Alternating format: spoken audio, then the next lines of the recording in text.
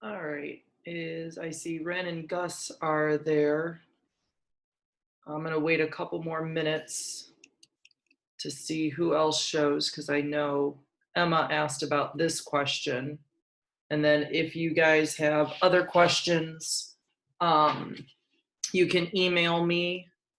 I tried to make sure that I have my email up as well so that I can go ahead and help you guys out with that. So I'm gonna just give it a couple more minutes.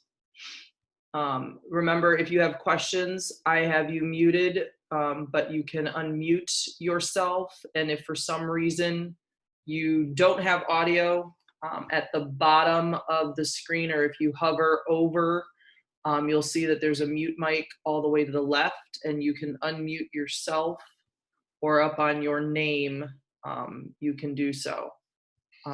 But the whole point of the Zoom is to make sure that if you have a question, you can let me know where to go, what to do, and hopefully we'll be able to answer all of your questions. Remember that pretty much all of the online information is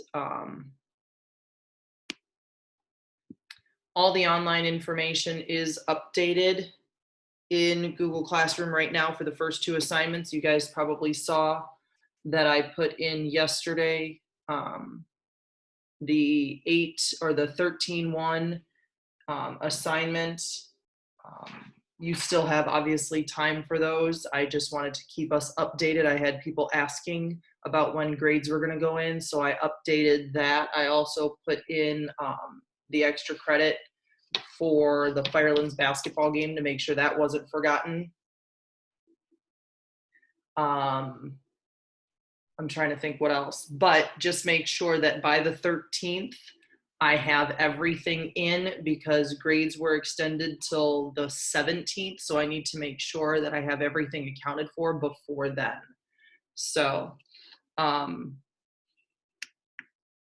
the whole point of Zoom, can everybody hear me? Can you either put it in the chat or just say yes? Okay, thank you. I appreciate it. Again, the whole point of this is so that I can have some communication. All right. Emma had asked specifically about this question. It was number 10. And the idea with the knowre questions is they kind of adjust every time you click on them. So if for some reason you haven't seen this one, you probably saw one similar to it. So I want to make sure that I do address it. And the whole idea here is just to find area. So with area, it is 1/2 base times height. And so they give you base and they give you height. So it's just a matter of plugging this in and then simplifying as we go. So our base is this 21x squared times x minus 1. Now the bottom here is the difference of two squares. So instead of writing it and then rewriting it out, I'm going to change this. Oops, well, I guess I'm rewriting it out. That's going to make me mad now. I actually have two differences of two squares. Now our height is x plus y. And then if you look at x squared plus 2x plus 1, if you recognize this is also a perfect square. Now our perfect squares have a pattern as well where it's first term squared, last term squared, and the middle term is 2 times their product. It's something, again, that we had on our list of patterns. So now all we have to do is simplify this, which would mean factor everything and then cancel everything out. So when I factor the numerator, I still have my 21x squared, and our x minus 1 doesn't change. But in the bottom, we have x plus y and x minus y. Then we have x plus 1 and x minus 1. Again, both were the difference of two squares. The top here is x plus y, and then we have x plus 1, x plus 1. for our perfect square.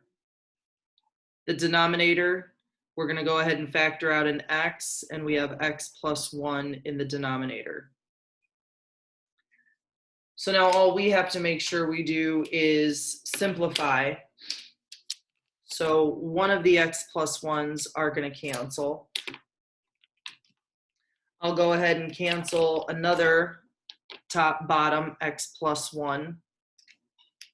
I'm going to go ahead and cancel top bottom x minus 1s.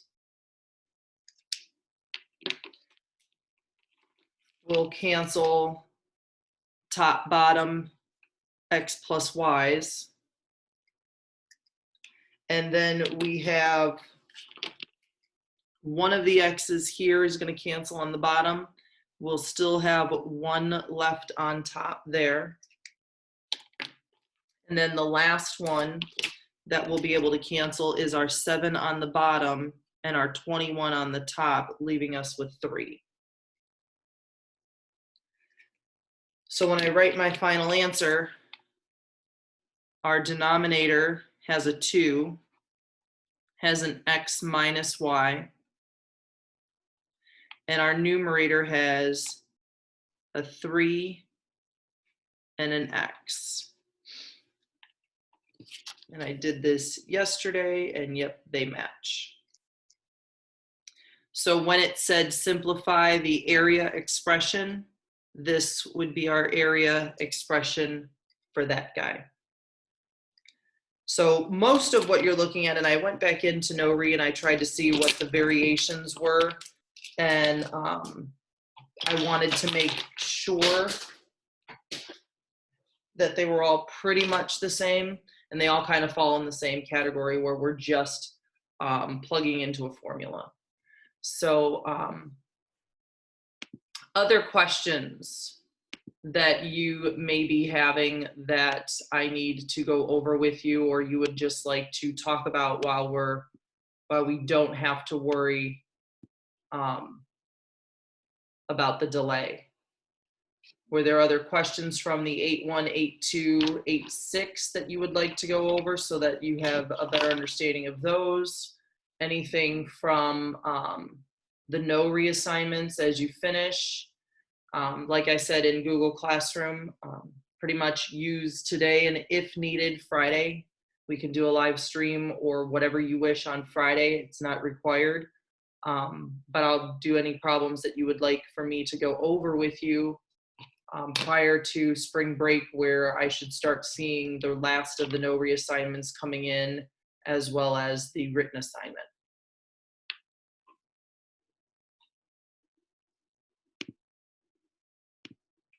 Could you go over number 11 or one similar to it on the 8.1, 8.2, 8.6 homework? Yes. Let's find that. And you said number 11? Yes. Okay. All right.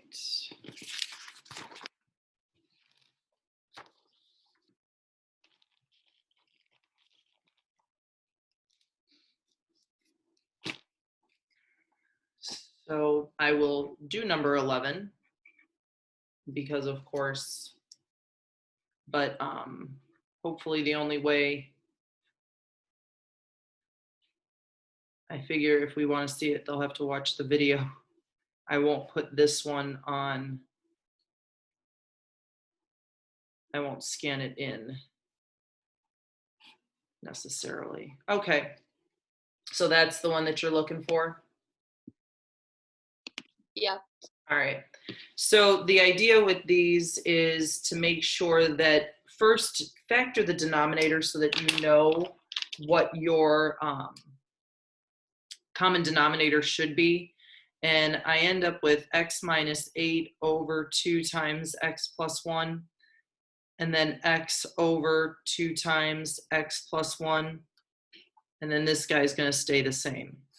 So what that means is when I look for my common denominator, all of the denominators have to have everything. So this one already has a 2 and an x plus 1, a 2 and an x plus 1. This one would need a 2 and an x plus 1.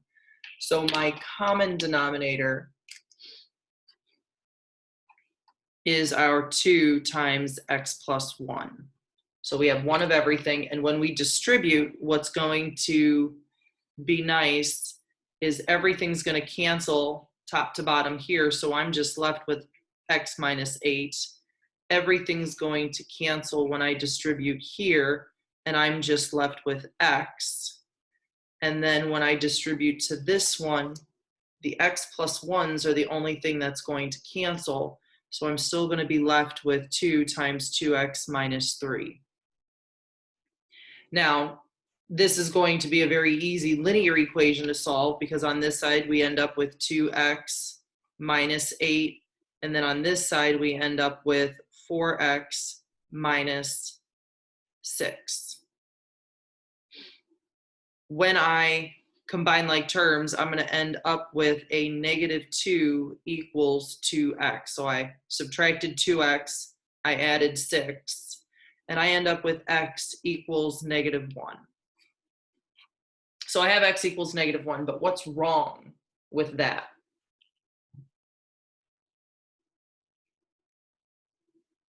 Does anybody know what's going to be wrong with having x minus or x equals -1? Say that again, I'm sorry. It won't end up equaling each other at the end, will it? Or something like that. That I can't think. It won't be rational. Is that what I'm looking for? Nope, it will. Oh, okay. It will be rational, but there's another reason why this x equals -1 can't work here. It works out. We've got it algebraically here. The question is what's going to happen with this? You'd have a 0 in the denominator. Correct. We'd end up with 0 in the denominator. So what we have to remember to always check, and this again is something that via email I've had to answer, why is it coming up wrong? And the idea is we can't forget about our domain. And our denominator, no matter which one we look at, and this is why sometimes having it factored, not only for our common denominator works nicely, but it also has this situation where I can see without probably having to set things equal to 0 to check that if x equals -1, it's going to make the denominator 0, and we don't want that. So because we can't have -1 as any of the solutions, so had anything else shown up here, we would have been fine. We would have just then stipulated that x couldn't have been -1. So here's where, when we're solving, you want to make sure that you say not only what the answer is, but you want to make sure you also say what it can't be. So when all is said and done, this is no solution.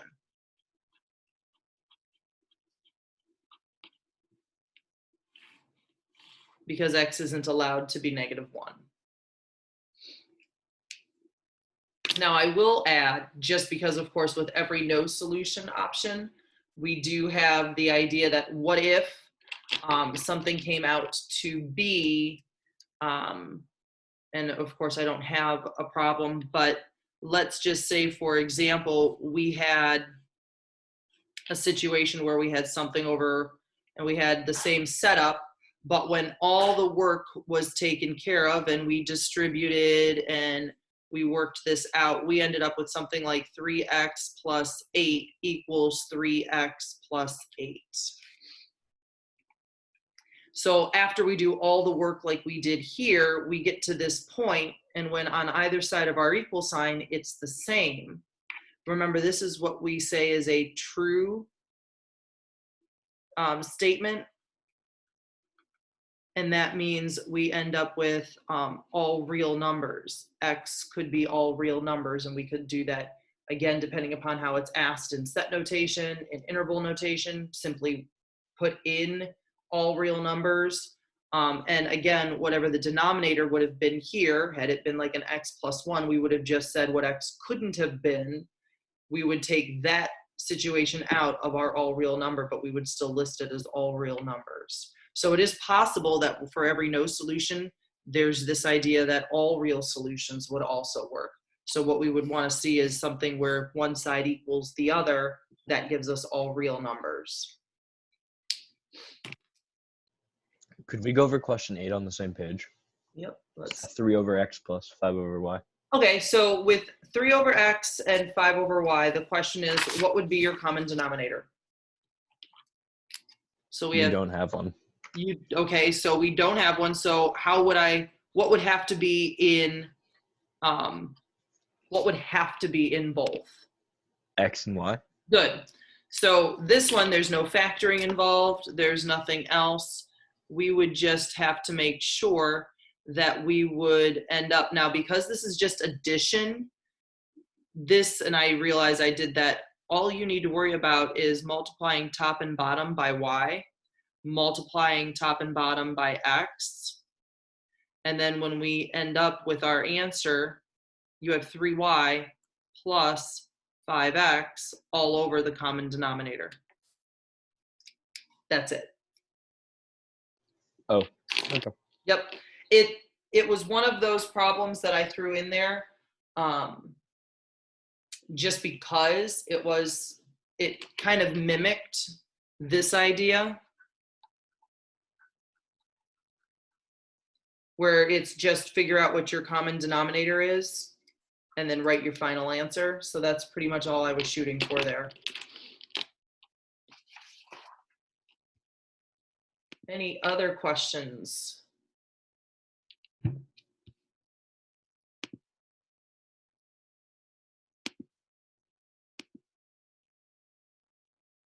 What are we doing for our test with this new schedule? I think what's going to happen is, at least I'm going to see what Mr. Colahan feels about it. I don't think he's going to object, but my idea is that after we come back from break, we're going to cover a topic that's called variation. We've already done direct variation a little bit. Y equals kx. It was our version of what's the word I'm looking for? It was our version of linear equations where our y-intercept is 0. So we're going to come back and do that, and I think my goal is, unless there's a really good reason on his end, that we're going to just give our homework paper on that. We're gonna not do necessarily a test on this, because that's ultimately what you're given right now, the 81, 82, 86. The only thing we removed from that assessment was those variation problems. So I think he'll probably agree that what we've already given you right now, this assignment, mimics our test that we would have given, minus probably 5 questions that would have been on variation. So I don't think we'll be doing a test per se. Okay, sounds good. Anybody else? Let's see what we got here. Can you do number 14 or another word problem 1, please? Absolutely. Let's find where number 14 is. So the only when we do our now, number 14, again, one of the problems that we went over in our live stream from a while ago had a situation where I did joke that, oh, I should have probably chose different numbers. And I did. I took this one right off the internet. I found it somewhere. I don't even remember where now. But these are the numbers that the problem actually gave. And don't be surprised with what you're given back. Let's just put it this way. So if I said that we have 5 milliliters of a 40% solution,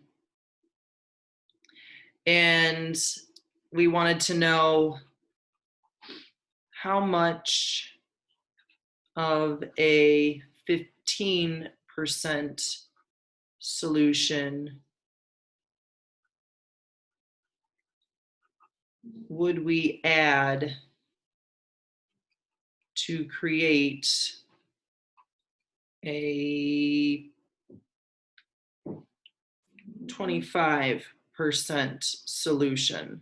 So everything that I'm doing here is essentially the exact same setup as what you see in number 14.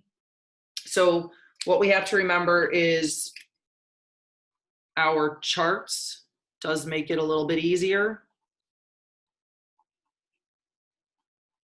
And the top line is always percentage of what we're looking at. So we start with our 5 milliliter and it's a 40% solution. So we're only doing 40% of that 5 milliliters. And we want to add a certain amount of that 15%. So we're going to take 15% of whatever we're adding. We don't know it, so it's X. And when we take that total, we know that the combination, when we add everything together, is going to be all in the same spot. So we're going to add those, and it looks like this. Now, this is actually the milliliters in the second row, and it was that we had 5 milliliters. We don't know how much we're adding, but the total actual liquid amount would be 5 plus X. So the top is where we're applying our percentages. The bottom row is where we're just talking about our actual liquid, our milliliters.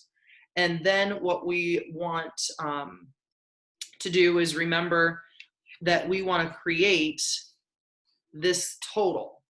Well, 25% is 25 out of 100. So what we want is this percentage. And now we're going to take these two, our percentage over our total amount, and set it up in our proportion. And again, it's exactly our rational equations. We just wouldn't typically look at this and say, okay, let's put the brackets and find the common denominator. Let's just cross multiply. So when you cross multiply, you end up with 100 times our 2, because you end up with 2 here. So 100 times 2 plus 0.15x equals 25 times 5 plus x. So we end up with 200 plus 15x.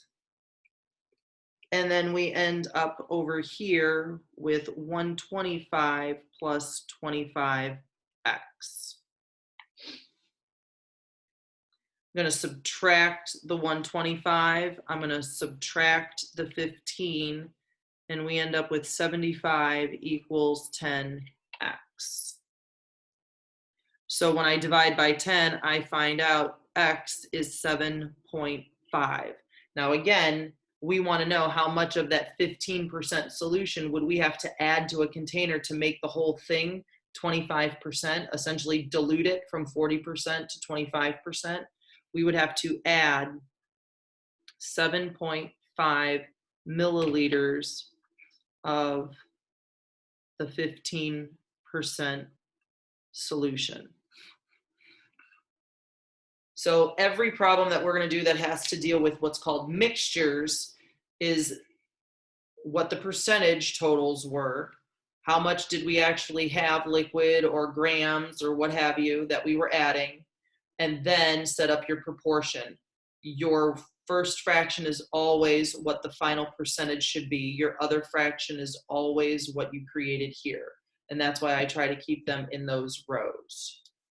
Does that help?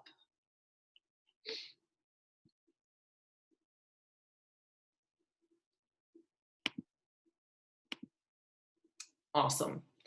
Anybody else have any questions? Go over number 3, please. Number 3? Yes. Okay. Awesome.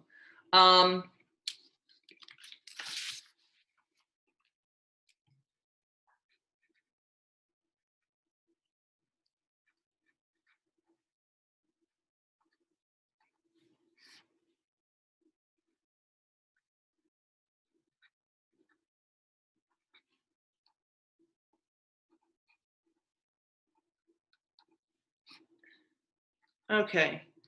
looking at number 3, I can tell you right now, the purpose of this one is truly to get us to recognize some factoring patterns. And I totally get that, you know, when depending upon what chapter you're in, we're not necessarily thinking about our factoring patterns, but on this one, I don't even remember where, oh, on this guy, when we worked it out, I had said up here that this was a perfect square, where it was the first term was something squared, the last term was something squared, and the middle term is whatever x times 1 times 2 would be, and it shows up in the middle. Now this is probably the simplest perfect square. When I look at this guy right here, the first thing I'm noticing is that the first term is something squared. 16 is 4 squared. A squared is obvious. The last term is 5 squared.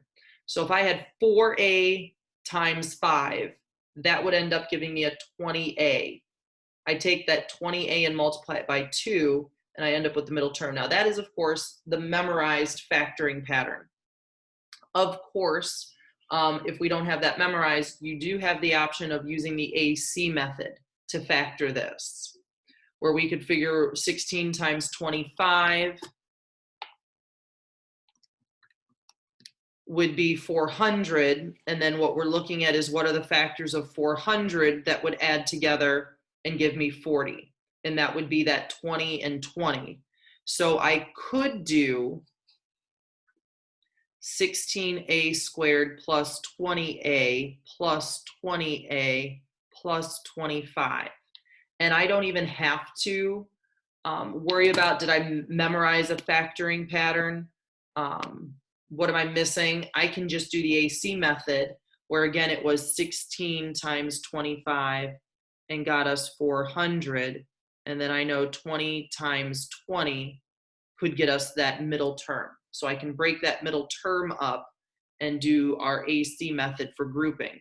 And now when I group this first part, I could remove a 4a, and I'm left with 4a plus 5. Over here, I see that I could remove a 5, and I'm left with 4a plus 5. What's alike in both of these terms? The 4a plus 5s. And what's left over is a 4a plus 5. So you can see that regardless of if I memorize the factoring pattern or if I use the AC method, I'm still going to get 4a plus 5 for that top. I'd most likely do the same factoring pattern for 3a squared minus 10a minus 8. And again, 3 times negative 8 is going to give us a negative 24. And I'm looking for what's that going to break into in order for me to get a negative 10. Well, negative 12 times a positive 2. So I could break this up the same way using our AC method and now group our factors. This may be something where now, because we factored in the past, we've kind of mentally see what this is. But if not, we can see that we're going to be able to pull a 3a out here, and that leaves us with a minus 4. I'm going to be able to pull a 2 out over here, and that leaves us with an a minus 4. So a minus 4 and 3a plus 2 will be what this factors into. Now, all of that work I did just because this was first. I could use some other context clues here and look at, well, if this is 4a plus 5, it's probably going to show up someplace over here. And maybe I know how to factor this a little bit easier, where there's an a minus 4, because a negative 4 and a negative 4 is positive 16. Negative 4 and negative 4 is our negative 8 in the middle. This is, again, a perfect square. So that a minus 4 will probably show up over here. So when I finally get all of this scrap work done, regardless of how I chose to factor everything, just make sure when you rewrite, now it factored in the numerator, factored in the denominator, you remember keep, change, and then flip. So we already said that we had a minus 4, and in the bottom we have 4a plus 5. And I'm going to stop there because I've done the hard part. I'll let you guys finish crisscrossing everything out and writing what the final answer is. So again, the grouping method where we multiply the first and last are A and C, and then try to figure out how to break that middle term up so that we can factor by grouping. Or if we remember what our perfect square pattern is, some of you may still even have in your notebooks or someplace in your backpacks, if those still exist, those note cards that you used for our midterm and or one of the last tests, and those patterns were still on those. So I'm hoping that helped. Anything else?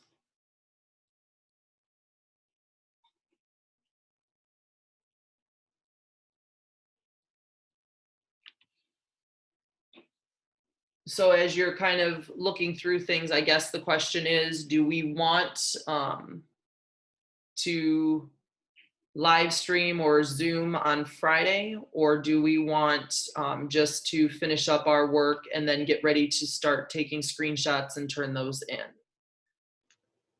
Again, you have till the 13th, but grades are due the 17th. So I'm giving us kind of that open window that whenever you're comfortable to hand things in, you are more than able to.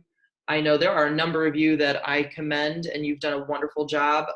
You have completed all of the online knowre assignments.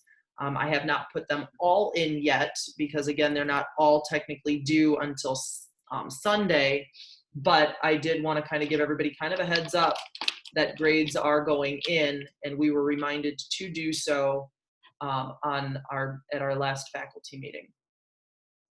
So I guess you guys just need to let me know what I should prepare for on Friday. Can we go over all that's going to be due by Friday? We have the no reassignments and. Well, again, nothing is due by Friday. What's all due by the grading period? Sorry. The 3 no reassignments and this Okay. written assignment that I gave you. That's it. Okay. Everything else that I have assigned, if you've noticed, I've already given answers to. So that's obviously stuff that we wouldn't have you just hand back. So it's the 3 no reassignments, which I know was like 13-1, and then I combined 13-2 and 13-3 into one assignment. Then 13-6 was the last one. So right now it's those 3 that I assigned, and then this written work. So there's only 4 things that are required. Okay.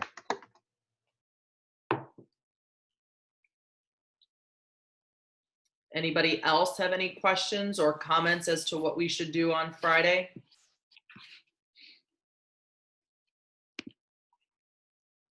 You can type them. I have the chat up as well, just in case you don't want to talk to me. I'd be okay doing like a live stream Friday, like if we had any final questions while Okay. we're working through stuff.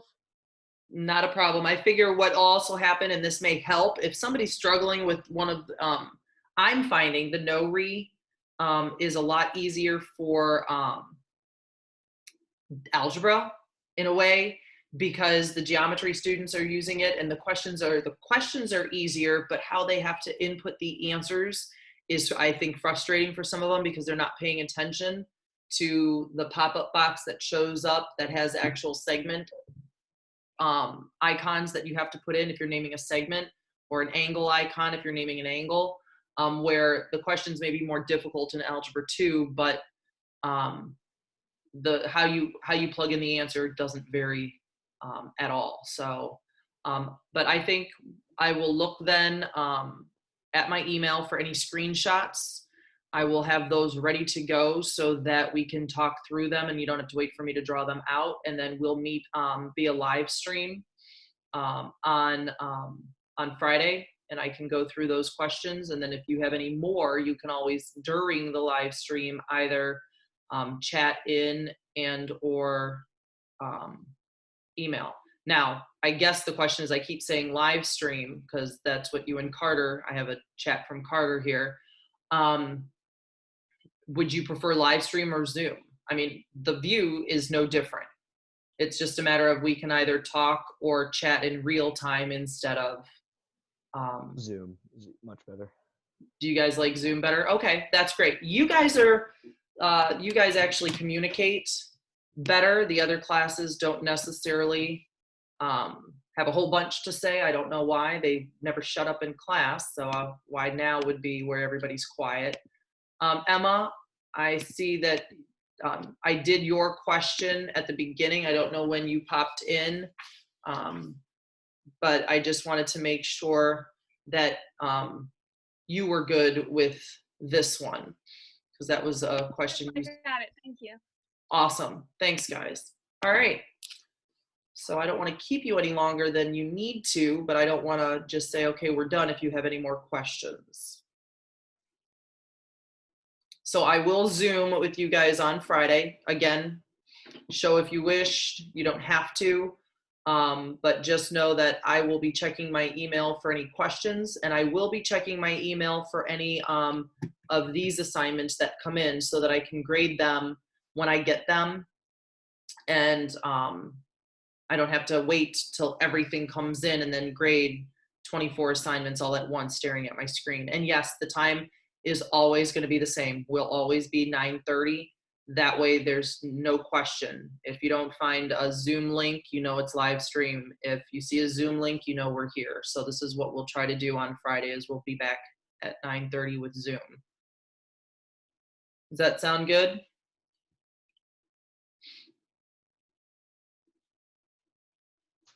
Yes, sir. All right. Well, thank you guys. Get to work.